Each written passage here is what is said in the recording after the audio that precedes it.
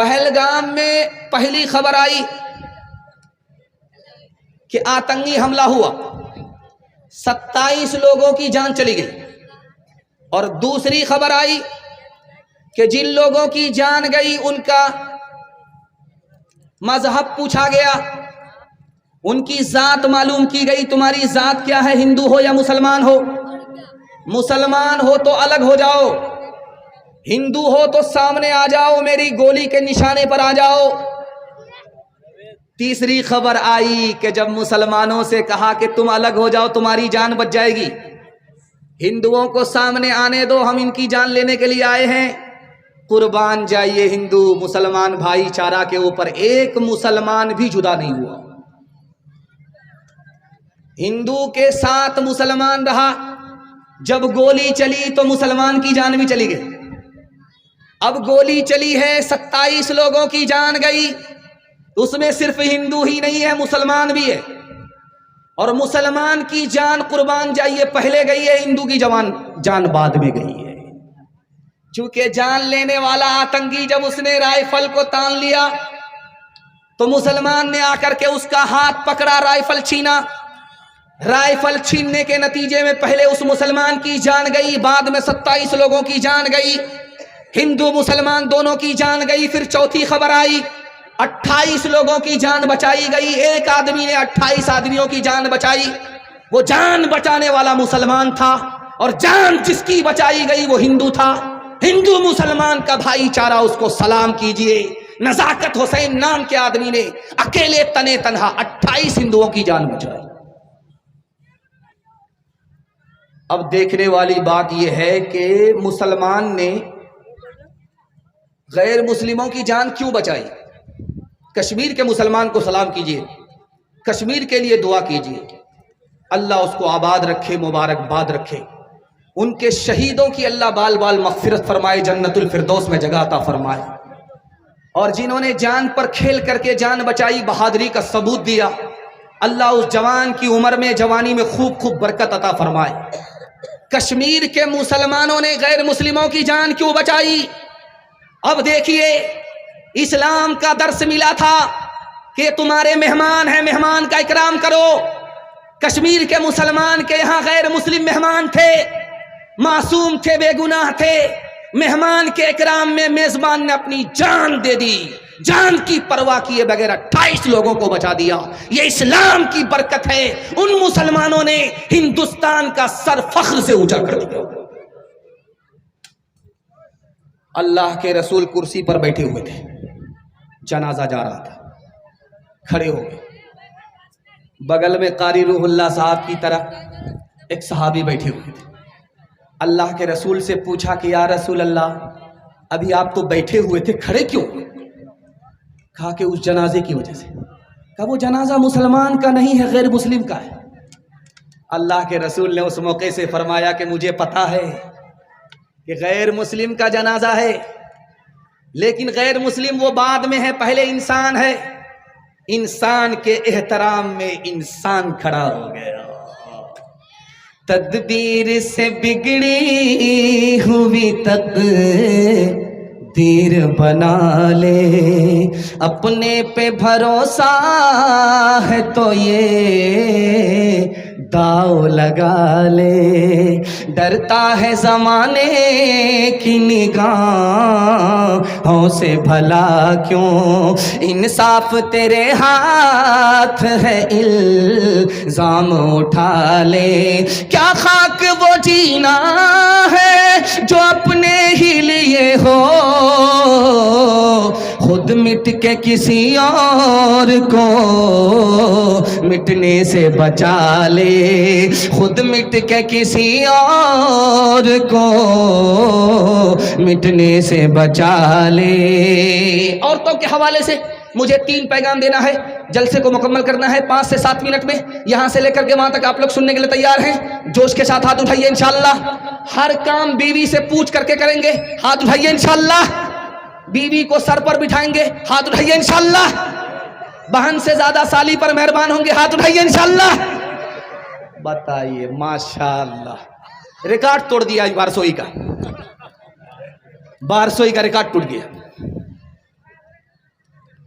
ध्यान से सुनिएगा, तेजी के साथ निकल जाएगा। छोटा भाई है, उसका बाल पक गया, और बड़ा भाई है, उसका बाल काला है।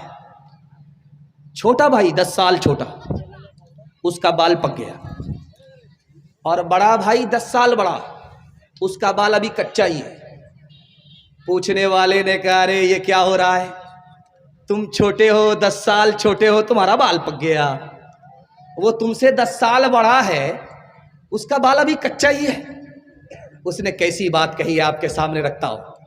उसने कहा कि उसके घर में कभी झगड़ा नहीं होता है मियाँ बीवी का, उसकी बीवी नेक है, वो नेक है, कभी झगड़ा नहीं होता।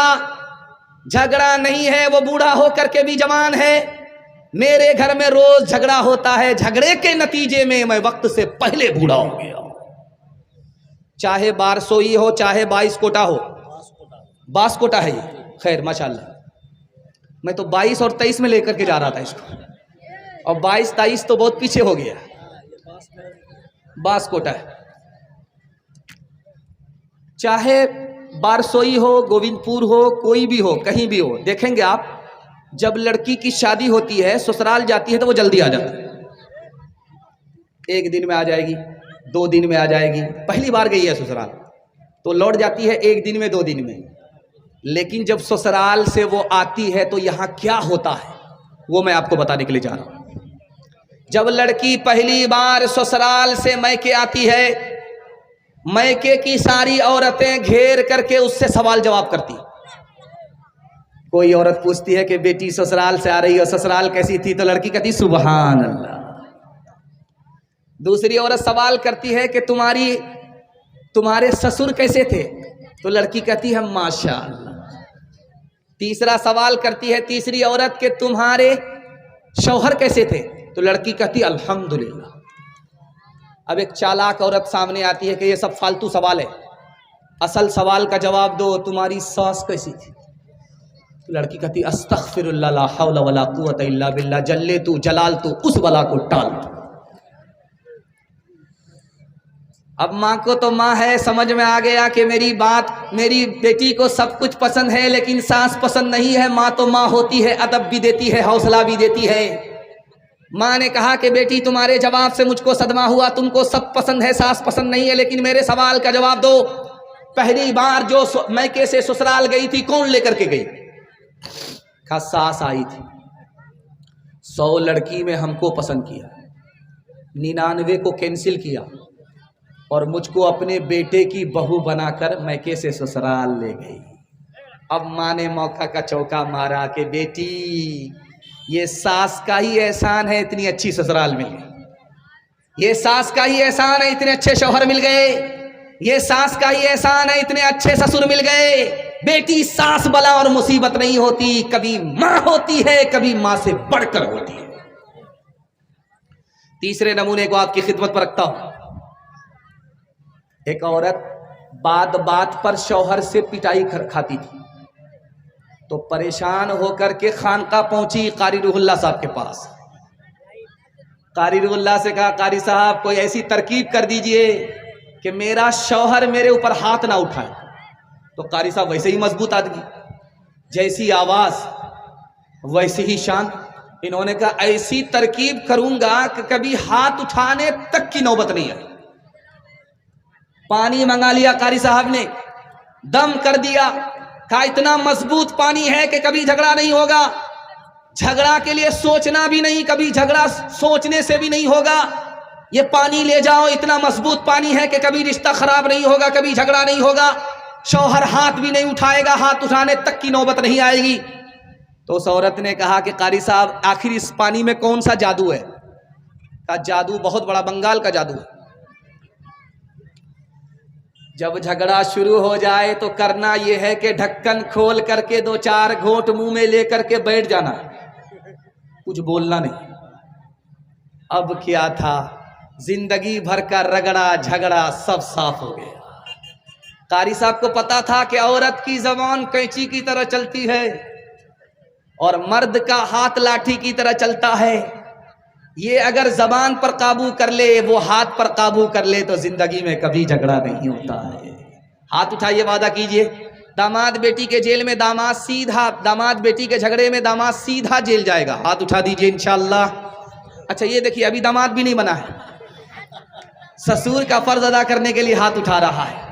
जो न देखा न सुना है वो हुआ करता है, अब तो बेपर का परिंदा भी उड़ा करता है। गालियां कोई दुआ को दिया करता है, अपना हर शख्स का किरदार हुआ करता है। अपने घर में भी सुकून से नहीं रह पाता मैं, अपने घर में भी सुकून से नहीं रह पाता मैं। रोज घर में मेरे तूफान उठा करता है, रोज घर में मेरे तूफान उठा करता है। औरतों के हवाले से आखिरी पैगाम, उम्मीद रही थी कि आपने उम्मीद से ज़्यादा सुन लिया। मैं कारी साहब से कह रहा था, कारी साहब 12 बज गए, आप जलसा क्या होगा, ये तो मैं अपनी नाकदरी करा रहा हूँ, लेकिन दिल खुश हो गया। कारी साहब बोले थे कि नहीं आपको लोग सुनने के लिए बैठे हैं। मैं दुआ करता हूँ आपकी जवान बेटी के लिए गैब से अल्लाह मुनासिब जोड़े का इंतज़ाम फरमाए। आखिरी पैगाम औरतों के हवाले से सुना देता हूँ, ध्यान से सुनिएगा, इसको तेज़ी के साथ निकल जाएगा। हाथ उठा करके वादा कीजिए, अपनी शादी और अपने बेटे की शादी फ्री में करेंगे इंशाअल्लाह। अच्छा ज़रा गौर कीजिए चैनल वाले, जिनकी शादी हो चुकी है वो लोग भी हाथ उठाए। अगर बगल में बीवी बैठी हुई और हाथ देख लिया और जहर घोल करके अगर खिला दिया, ऊपर पहुंचा दिया, तो ये हाथ का गुनाह होगा कि नहीं होगा? ध्यान से सुनिएगा, तेजी के साथ चला जाएगा। इधर बीवी को बाल बच्चा होने वाला है, ये सरगाड़ करके बैठा हुआ है, सरगाड़ करके बैठा हुआ, अब क्या होगा? बीवी को उधर बाल बच्चा होने वाला है, ये सरगाड़ करके बैठा हुआ है। थोड़ी देर में नर से निकल करके आई, मुबारक हो आप बेटे के बाप हो गए। ये सर उठा रहा है, आसमान की तरफ देख रहा है, सीना भी तांडा आसमान की तरफ देख रहा है, मैं बेटे का बाप हो गया। जिब्रील वही लेकर के आ रहा है। बेटे का नाम सुन करके सर भी उठाता है, सीना भी तानता है। सर उठा करके बात कर रहा था, उधर बीवी की खबर आ रही है कि नर्स बाहर निकल करके आई कि बड़ी बुरी खबर है, तुम बेटी के बाप बने। ये सरगाड़ करके ऐसे बैठ गया, ऐसा लगता मक्का पहुंच गया, अब हज करके ही वापिस आएगा। बेटा पैदा हुआ तो सर उठाया, बेटी पैदा हुई तो सर गाड़ लिया। बेटी की पैदाइश कबूल नहीं, बेटे की पैदाइश पर तकब्बुर है, फख्र है। इसलिए बुढ़ापे में बेटी सहारा बनती है, बेटे से कोई उम्मीद और कोई मदद नहीं मिलती। दूसरे नमूने को सुनिएगा बहुत ध्यान से। मक्का जाने वाला है, हज करने वाला है, तो बेटी को नहीं बुलाया, बेटा को बुलाया। कान में बोला, 1 लाख रुपया अकाउंट बैलेंस है, तुम्हारा है। 1 बीघा जमीन तुम उसके मालिक हो, ये दुकान उसके मालिक तुम हो। सब चीज, सारी जायदाद, जमीन, दुकान, मकान, सबका मालिक बेटे को बनाया। चला गया हज में, भी बेटी से पूछा भी नहीं, बेटी से कुछ कहा भी नहीं, हज में चला गया। जब वहां से वापिस आया तो बेटी को बुला करके खजूर दे रहा है, पानी दे रहा है कि बेटी तुम्हारे लिए मक्का से खजूर लेकर के आ रहा हूं, पानी लेकर के आ रहा हूं, ये जमजम है, तबर्रुक है, ले लो। किताब में लिखा हुआ है कि इसका हज कबूल नहीं। बेटी को जमीन जायदाद से महरूम किया, बेटे को मालामाल किया, इसका हज कबूल नहीं। मरने के बाद जाएगा तो अल्लाह अपनी जन्नत से महरूम कर देगा। आप देखेंगे जिस लड़के की शादी होगी वो मुंह पर रुमाल रख करके बैठा रहता है। जिस लड़के की शादी होगी, अरे भाई ये किससे पर्दा कर रहा, मर्द होकर के किससे पर्दा कर रहा? शादी के दिन आप देखिएगा कुर्सी पर बैठा होगा, लाल कुर्सी होगी और रुमाल मुंह पर रख करके बैठा रहता है। ये घोटाला ही नहीं है, ये दाल काली ही नहीं है, ये बहुत बड़ा घोटाला है, ये बहुत बड़ा घोटाला है। बेटा कुछ नहीं बोलता है, बाप बगल में बैठा हुआ होता है, बाप बेटे की तरफ से वकालत करता है। बेटी के बाप ने पूछा कि समधी, बेटी हमारी है, बेटा आपका है, कोई डिमांड तो नहीं है? तो कहता अस्तगफिरुल्लाह ला हौला वला कुव्वता इल्ला बिल्लाह। कैसी बात करते, मैं मक्का से आया हूँ, हज करके आया हूँ, अल्लाह ने सब कुछ दे रखा है, मैं अपने लिए कुछ नहीं मांग रहा।